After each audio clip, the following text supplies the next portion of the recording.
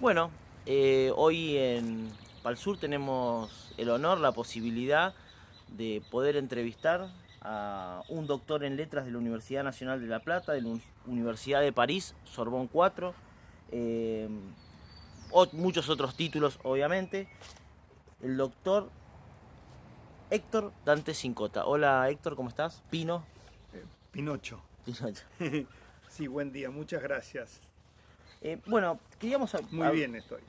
queríamos hablar con vos porque obviamente sos una persona que sos escritor, poeta, ensayista, y queríamos hablar con vos de literatura y la importancia que tiene la literatura en lo que es la construcción del pensamiento en general y del pensamiento nacional. ¿Cómo crees vos que esto influye?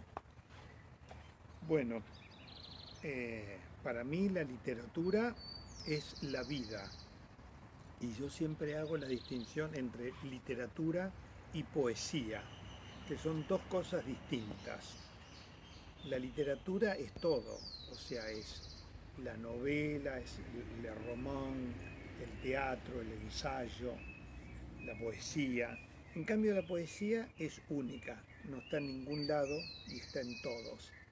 De manera tal que la literatura, pero para mí sobre todo la poesía, es esencial. No podría vivir ni concebir la vida sin la poesía. Sería casi imposible. La poesía es como el aire y el agua, sobre todo en este tiempo que hace tanto calor, ¿no? De manera tal que para mí es esencial. La poesía es como el amor. No se puede vivir sin amor y sin poesía. Y la otra pregunta tuya, o en realidad parte de la pregunta o de la afirmación, no, fue una pregunta de qué importancia tenía para la construcción de un pensamiento. Bueno, indudablemente cuando uno escribe un poema tiene un pensamiento, cuando escribe una, una novela también, y me imagino o intuyo que tu pregunta es si estaba ligada a un pensamiento de tipo nacional. Me acuerdo una vez que hablé con un profesor que era argentino, vivió muchos años en Estados Unidos, y me dijo, mirá, nunca he querido tanto a mi país como cuando pasé tantos años en el exterior. Y yo recuerdo porque asocié después los años que yo viví en el exterior, aunque yo no tuve una gran saudades, como se dice en portugués, sí la tuve, por supuesto, pero no tuve tanto. Yo puedo vivir en cualquier lado del mundo, extrañando, por supuesto, pero no es para mí una carga no vivir. Y, y pienso que uno también lo quiere tanto al país de una forma que uno no se da cuenta. A mí me pasó, porque si yo reviso todo lo que escribí de poesía sobre la Argentina y lo que escribí en la Argentina y todo lo que las odas que escribí y demás y sobre los escritores argentinos, han sido muchos.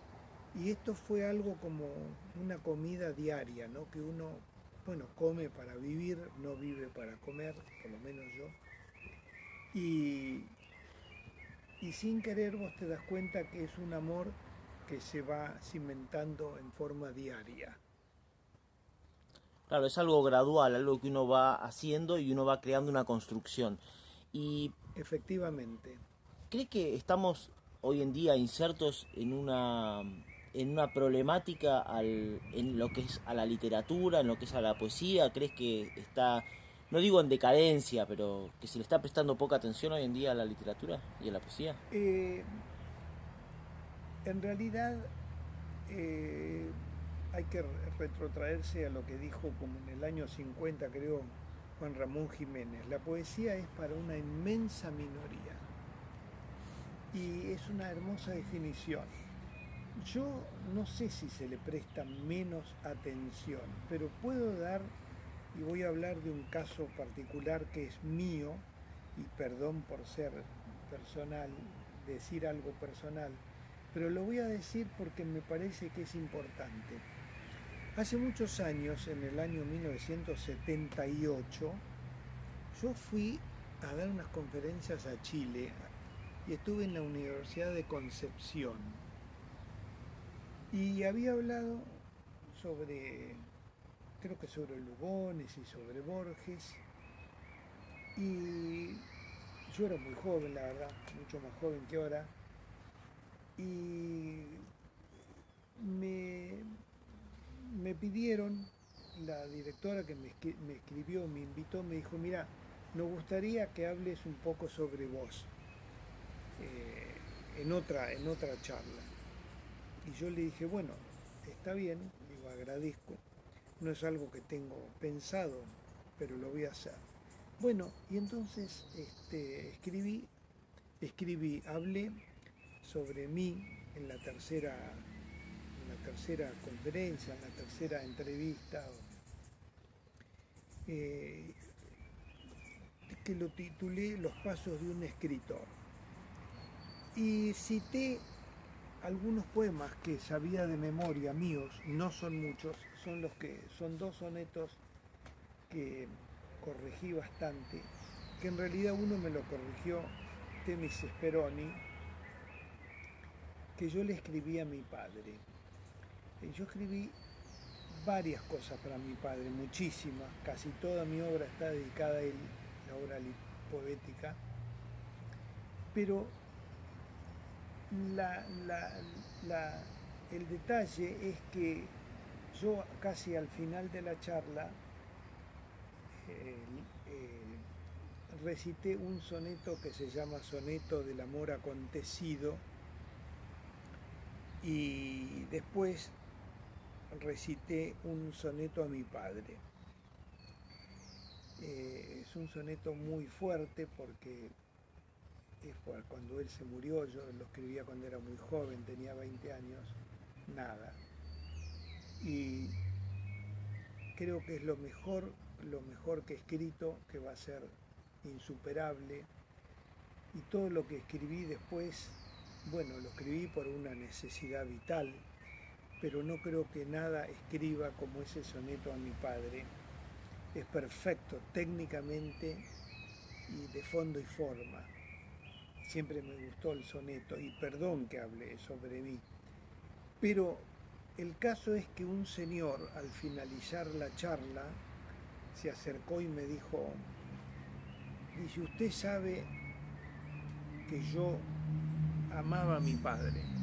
Digo, uy, qué lindo. Digo, es esencial que ame a su padre. Dice, y todo lo que usted habló sobre él y usted lo que escribió sobre él es lo que yo pensé sobre mi padre, me dijo. Digo, muy bien. Me dice, pero usted lo dijo y yo no. ¿Y por qué? Bueno, porque usted no es poeta y yo sí. Digo, nada más que por eso. Pero usted tiene que pensar que lo que usted me dijo, ahora ese soneto ya no es más mío, ahora es suyo. Me dijo, bueno, muchas gracias, me dijo. Y usted inclusive hasta puede poner su nombre, porque a mí no me molesta en absoluto, al contrario, es un honor, no es un acto de arrogancia en absoluto. Y me dice, ¿y cómo es posible que yo piense lo mismo, que todo lo que usted dijo sobre él y yo es que es lo que yo pienso, lo que yo siento, como yo lo amo a mi padre? Digo, bueno, pero está bien, le digo, ¿para qué más? Ahora ya tiene el poema escrito, es suyo. Digo, y discúlpeme, ¿y usted quién es? ¿Qué hace? Cuénteme. Dice, yo soy acá la persona que corto el pasto en la universidad. Le digo, bueno, usted acuérdese de lo que yo le voy a decir ahora. Primero, bueno, te imaginás que te diga una persona eso, que corte el pasto. Sí. Así que con eso creo que te contesté. Con respecto usted dice de que es una de su poema mejor logrado o su soneto mejor logrado, ¿cree que el tema la cuestión de la poesía, el sufrimiento y determinados aconteceres fuertes forjan un poco la poesía? No sé si forjan a la poesía, pero sí forjan al autor. Por ejemplo, yo recuerdo que, bueno, cuando murió mi padre fue una cosa terrible, escribí eso, que como dije recién, creo que va a ser insuperable para mí, es una opinión personal. Después, por ejemplo, eh, cuando vino la guerra de las Malvinas, escribí una baguala. O sea, hay momentos en la vida, bueno, cuando también falleció mi madre, que le dediqué mucho cuando dejé mi casa de 60, que vivimos en esa casa por el espacio desde el año 1889 a 1973, vivimos casi 100 años en una casa en 60-519, de manera tal que el sufrimiento también moldea bastante al escritor, ¿no? A la persona que escribe lo que escriba, novela, poesía o bien puede ser músico. Así que el sufrimiento tiene mucho que ver, tiene una gran relación con la vida del hombre, ¿no? Es un alimento. Y es un alimento desgraciado, pero bueno, alimento al fin, claro. Sí, a mí la muerte de mi padre me marcó muchísimo. Una vez me preguntaron si qué sería o qué hubiera sido más lindo para mí, haber sido conocido por lo que yo le escribí o haber vivido más tiempo con él. Y sin indudable que la respuesta es la segunda, ¿no? Por ahí no me hubiera interesado. Quizá hubiera sido también escritor y poeta porque yo desde chiquito quise ser eso, pero no sé si la vida con él no hubiera sido totalmente distinta. Quizás los temas hubieran sido distintos y también pensé que no hubieran sido tan profundos si no hubiera estado él. Y el análisis... Mejor dicho, perdón, sí. Si hubiera estado no hubieran sido profundos, pero al no haber estado, el acercamiento a la muerte ha sido muy marcador, ¿no? ¿Y cómo se crea una poesía? ¿Cómo? Porque viste que algunos, te decía lo del músico, hay algunos que hacen primero la letra y después la canción, hay unos primero, bueno, la música, y otros hacen la música y después la letra. ¿Cómo es el proceso creativo eso? Mira, siempre me preguntaron eso. Yo puedo responder sobre mí, sí. O en el caso mío, pero no sé en el caso de los demás. A mí, por ejemplo, me llama mucho la atención alguna palabra. Una palabra me llama, me tiene dando vuelta, le escribo. A la palabra. A la palabra sola, ¿no? Por ejemplo, el otro día descubrí que el aromo era el árbol más querido de Virgilio. Y sin embargo, yo sin saber eso, en ese momento escribí mucho, escribí como 4 poemas que se llaman El Aromo, porque 3 poemas los escribí en el Uruguay, uno le escribí acá, vivía mi madre y le digo, ¿viste qué lindo que es el aromo? Y me dice, pero el aromo con esa flor amarilla. Y bueno, y mi mamá, sin saber, cuando me dijo esa flor amarilla, me marcó en todos los poemas que yo digo y algunas flores amarillas. Mira. Y sin embargo, ella no se dio cuenta de lo que dijo. Y eso también ocurre cuando viene un antólogo, o sea, el que hace una antología. Uno escribe y no se da cuenta de todo lo que dice. Pero hay otro que recibe eso y cree que eso es esencial. Y yo creo que sí, que eso es cierto y es así. Y puedo contar una anécdota, si me permitís. Sí, sí. Hace muchos años, cuando me pasé toda una mañana con Mercedes Sosa en su casa en Buenos Aires. Me dijo Mercedes, ¿y vos me habías hablado de una baguala y de una canción en Humahuaca? Le digo, sí, yo escribí esa baguala para un soldado que murió en el sur. También escribí una oda a un soldado muerto en el sur. Que le pusieron música, ¿no? Sí, a la baguala le puso música Eduardo Falú. Eduardo Falú. Sí. Y escribí una canción en Humahuaca. Y resulta que Mercedes estaba sentada al lado mío y me dice, a ver, dame esta canción en Humahuaca. Primero me encanta el título. Y yo le di la canción y ella comenzó a cantar despacito, improvisando, y después dijo, bueno, de nuevo, vamos de nuevo, me dijo. Y dijo vamos, pero bueno, yo no iba a ningún lado porque era ella la que iba.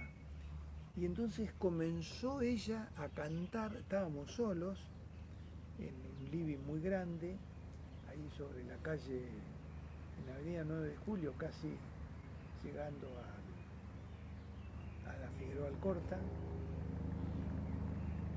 Y yo me quedé asombrado cuando ella cantó esa canción que improvisó.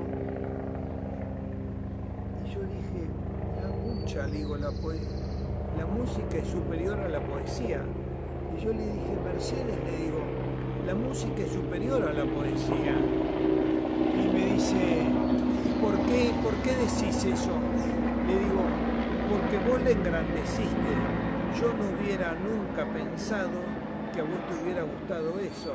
Pensé que te iba a gustar la baguala. Bueno, la baguala me encanta, me dijo, y es profundísima, pero ¿no te das cuenta con todo lo que dijiste en la canción de Humahuaca? Y dije, no, para nada. Más, no lo hubiera elegido para una antología. Y una señora que también cantó esa canción en Inglaterra en el 2010, la acompañó Julian Jacobson al piano y una taiwanesa en el violín, cantó esa canción en Humahuaca. Ella la cantó con su música, con su voz, que nada tenía que ver con Mercedes Sosa, y yo dije, indefectiblemente la música es superior a la poesía, porque la música es nacional, es internacional. Puede haber un chino, un boliviano, un taiwanés, un hindú, escuchando la 9ª Sinfonía de Beethoven, y todo el mundo se puede llorar con eso, y los llantos todos se unen. Claro, sin incluso conocer la letra. Bueno, Friedrich Nietzsche hablaba, hay un libro llamado El origen de la tragedia. El origen de la tragedia. Que habla del arte dionisíaco y el arte apolíneo, y esto también habla mucho de la libertad, y sí, concuerdo que no digo que es superior, yo creo que se complementa. Yo creo que es superior, fíjate vos, porque además, fíjate una cosa, vos para leer un poeta lo ideal es leerlo en el idioma original, porque no es lo mismo leer a Shakespeare en inglés o leer a Dante en italiano, no es lo mismo. Además no hay que entender, con la poesía hay que gozar, que es muy distinto a entender. Si se entiende mejor, pero si se goza aún es mejor. Bueno, pero vos con la música, vos no necesitas saber otro idioma, solamente tenés que estar conmovido. Claro. Y conmovido viene del latín cum movere, ¿no? Con el movimiento. La poesía y la música sobre todo te conmueven, Sí. o no. Si está bien escrita te conmueve, si está bien escrita la música que te guste te conmueve, y te conmueve porque está bien escrita. En cambio la poesía, vos tenés que saber el idioma original, y para eso tenés que estudiar, y si sos de origen francés o italiano, o tu lengua madre no es la lengua española, tenés que estudiar el idioma del tipo que querés estudiar. Yo, por ejemplo, recuerdo siempre un soneto de Shakespeare que dice, Shall I compare thee to a summer day? Y en español dice, te podría comparar a ti, o te podría comparar a un día de verano, pero en inglés tiene otro sonido. Sí. Tiene otro sonido, y el sonido, es como te dije hoy, es la palabra la que a mí me llama. En italiano ¿no? Que se dice traduttore, traditore, no traductor, traidor. Vos decís en italiano, como dice Dante, un soneto que termina que va diciendo al ánima sospira. Vos en español podés decir que va diciendo, que va diciendo, al ánima, al alma o al ánima, suspira. Pero te voy a decir cuál es lo distinto del idioma español, aunque entiendas perfectamente todas las palabras que dijo Dante. Si yo digo suspira, la U es una vocal dura. Y si yo digo sospira, la O es cerrada y es una vocal suave, y hay una cadencia que va hacia arriba, que va diciendo. Si yo digo diciendo, al decir hay algo que me lo lleva para abajo, pero si yo digo diciendo, hay algo que se va para arriba en forma muy suave, al ánima. Y fíjate vos que la palabra ánima empieza con una vocal suave, que es la A, y termina con otra vocal suave, que es la A. Y en el medio está ni, ánima, al ánima. Y después viene sospira. Y si yo digo sospira, no digo lo mismo que decir suspira, porque más, hasta tengo que casi cortar la palabra, suspira. En cambio yo digo sospira. Fíjate vos que es todo lo mismo, pero es todo distinto, y justamente la poesía es eso, es música también. Mira, vos sabés que me hiciste acordar, hay un libro de Jean-Jacques Rousseau, Sí. que habla del tema de las lenguas, y es un gran escritor, pero no sé si sabía tanto de esto, pero él decía de que muchas veces las personas que viven en diferentes tipos de climas tienen diferentes formas de pronunciación. Exacto. Por el tema de la forma en que tienen que afrontar la naturaleza y cómo ellos son toscos o no toscos. Y esto es muy importante porque incluso en diferentes culturas, usted lo debe saber, las formas de oración, todo tienen que ver con el sonido. Exactamente. Más te voy a decir, vos podés hablar muy bien inglés y podés hablar muy bien francés. Por ejemplo, mis nietos son británicos y ellos tienen ya una forma de hablar porque es algo que se nace con eso. Sí. Y tienen una pronunciación que es distinta a la mía. Yo hablo inglés y creo que hablo bastante bien. Pero yo sé que hablo bien, inclusive puedo hablar, bueno, con algún error, pero el sonido no lo puedo tener nunca. Ahora, tengo un sonido, si hablo despacio, bastante bueno en italiano. Y yo creo que eso tiene que ver con mis ancestros. Hablo francés, estudié muchos años francés, me encanta el francés, pero il y a un petit accent, como dicen. Enseguida te dicen que vos tenés un acento. Y el francés te lo hace saber eso, porque él es muy... Sí, la lengua francesa está castigada. Y sí, bueno, por eso digo, lo que acabas de decir es muy cierto. Y otra cosa te voy a decir que también es cierto. El lugar hace que vos seas como seas también. Por ejemplo, el lugar es determinante. En el norte, en general, la poesía torna y es recurrente a los valles, a las montañas, a los colores, cosa que no es lo mismo un escritor de Buenos Aires, porque no tiene ese entorno. El escritor en el sur, me imagino que el viento debe ser esencial.